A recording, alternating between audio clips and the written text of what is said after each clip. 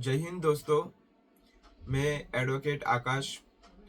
इस वीडियो में आज हम समझेंगे, अगर पति अपनी पत्नी को संभलता नहीं है, मतलब उसे रखता नहीं है पत्नी को, और पत्नी को घर से बाहर निकाल देता है, तो ऐसी परिस्थिति में जो पत्नी है, अगर उसे अपने पति के साथ में रहना है तो कानूनी उपाय क्या है।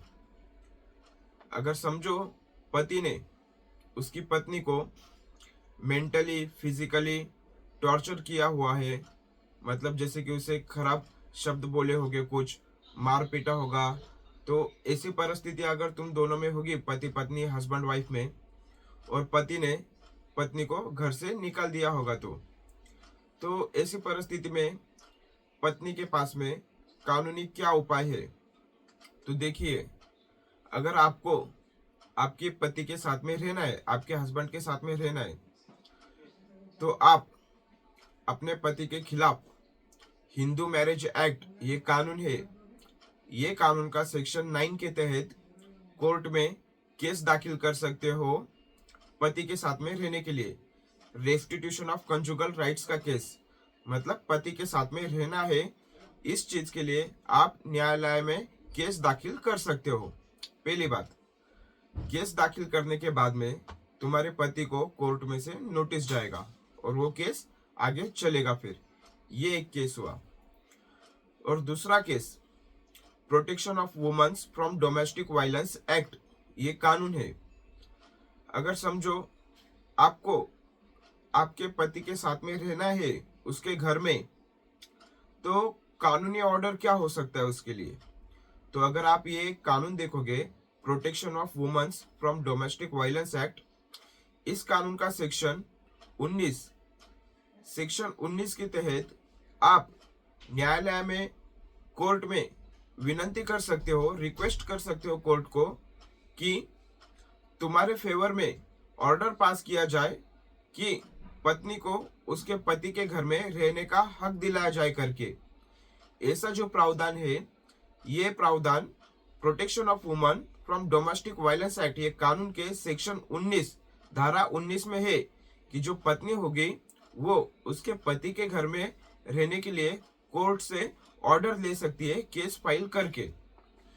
अगर तुम्हें पति के साथ में रहना है तो ये दो केस फाइल करने के, कौन से, एक हिंदू मैरिज एक्ट सेक्शन 9 का, और शायद से इसको हिंदी में विदाई का केस कहते हैं, मतलब पति के साथ में रहने का केस, और इंग्लिश में उसे कहते हैं रेस्टिट्यूशन ऑफ कंजुगल राइट्स, धारा 9 धारा हिंदू मैरिज एक्ट के तहत। ओके, मतलब पति के साथ में रहने का ये वाला एक केस है।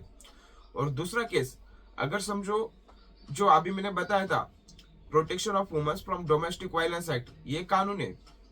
ये कानून के तहत आप आपके पति से महीने का खाने पीने का खर्चा, मतलब मेंटेनेंस भी मांग सकते हो। ओके, समझो आपको मतलब पति के साथ में अलग होना ही नहीं है, तो आपको सिर्फ ये दो ही केस फाइल करने। ओके, क्योंकि हिंदू मैरिज एक्ट जो है उसमें से आप पति के साथ में रहने का ऑर्डर कोर्ट से मांग रहे हो, इसलिए वो हिंदू मैरिज एक्ट का केस। और दूसरा case, protection of womens from domestic violence act, ये कानून का सेक्शन 19 के तहत पति के घर में रहने के लिए आप ऑर्डर का रिक्वेस्ट कर रहे हो कोर्ट से। जो है दूसरा कानून है protection of womens from domestic violence act, ये कानून के तहत आप आपके पति से महीने का खाने पीने का खर्चा, आपका मेडिकल का खर्चा, अगर आपको कुछ बीमारी वगैरह कुछ मेडिकल का एक्सपेंसेस होगा तो, या आप मंथली रेंट, अगर आप पति के साथ में अभी हो नहीं लेकिन आप कहीं दूसरी जगह पे रेंट पे रहते हो, भाड़े पे रहते हो, तो वो रेंट का भी खर्चा आप मांग सकते हो।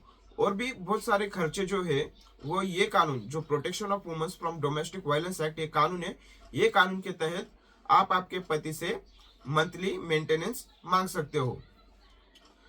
तो देखिए, अभी ये जो केसेस है वो मतलब बहुत देर तक कोर्ट में चलते रहते हैं।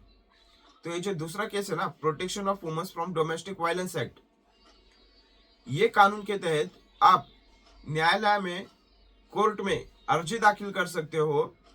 जब तक ये केस चल रहा है, ये केस अभी कब तक चलेगा वो पता नहीं है, मतलब अभी न्यायालय में बहुत सारे केस वगैरह पेंडिंग रहते हैं, तो शायद से टाइम लग सकता है ये केस डिस्पोज ऑफ होने में।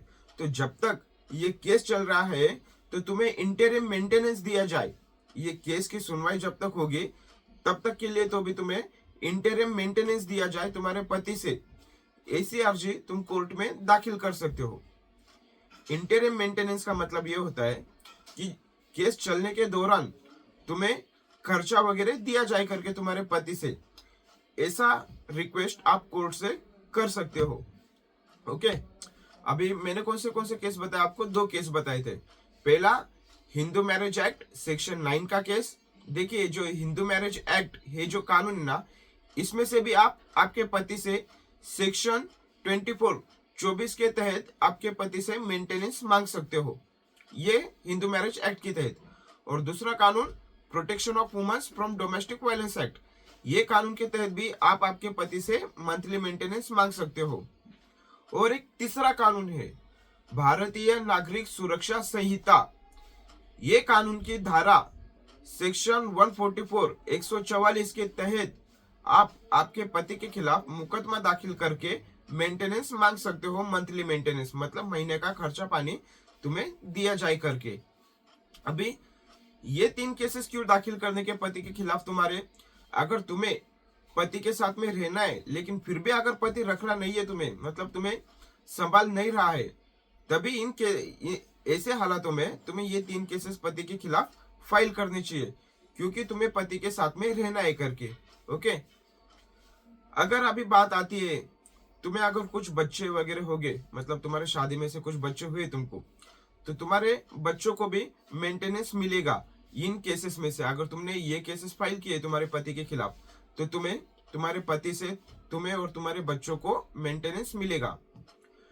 तो अभी ये जो 3 कानून मैंने बताए, ये 3 कानून के केसेस जो है ये अलग अलग केस है। जैसे हिंदू मैरिज एक्ट सेक्शन 9 का केस विदाई का केस कहते हैं शायद से हिंदी में।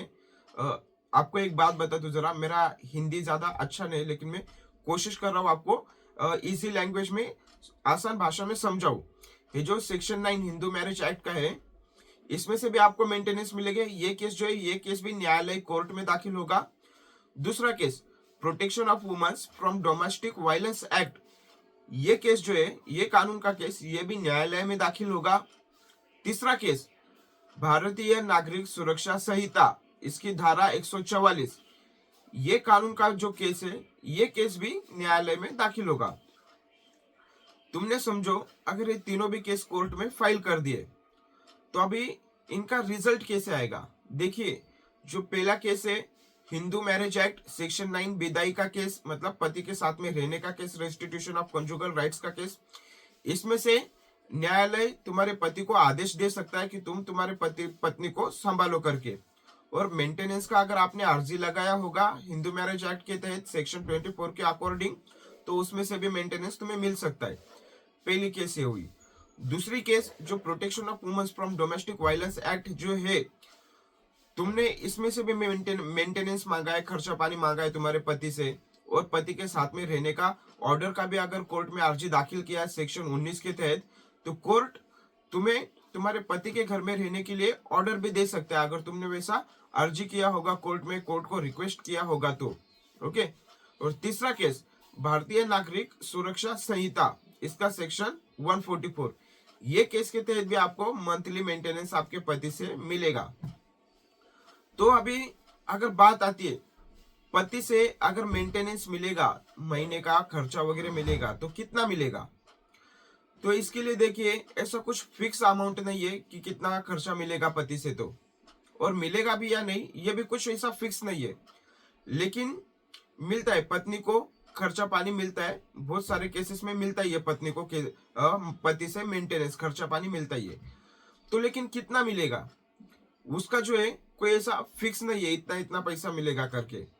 लेकिन कोर्ट कौन से आधार पर मेंटेनेंस जो है वो मंजूर करता है, ग्रांट करता है।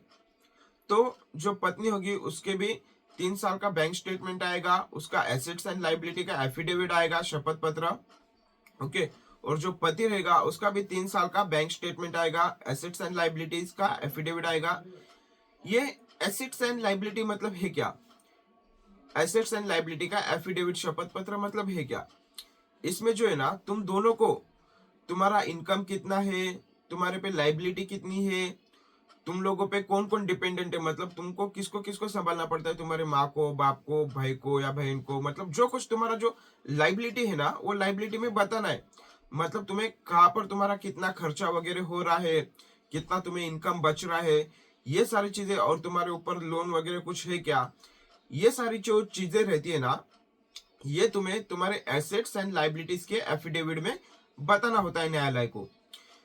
फिर न्यायालय जो होता है कोर्ट, वो दोनों बाजू का सुन के जो कोर्ट के सामने एविडेंसेस है, डॉक्यूमेंट्स है, वो सब के बेसिस पे उसका मतलब स्टडी करने के बाद में जो तुमने कोर्ट में बताया हुआ है, तुम्हारा केस, तुम्हारा रिटर्न स्टेटमेंट, तुम्हारा एसेट्स एंड लायबिलिटी, ये सब तथ्य को ध्यान में लेने के बाद में कोर्ट मेंटेनेंस जो है वो ग्रांट करता है। फिर वो मेंटेनेंस कितना होगा वो पता नहीं, लेकिन आपने, अगर आप पत्नी हो, आपने आपके पति के खिलाफ ये मेंटेनेंस के केसेस फाइल किए हो, जितना आपने मेंटेनेंस मांगा है आपके पति से, उतना मिलेगा या नहीं मिलेगा ये बता नहीं सकते, लेकिन जो मेंटेनेंस आपने मांगा हुआ है पति से, उससे कम भी मिल सकता है, या जितना आपने मांगा है उतना भी मिल सकता है।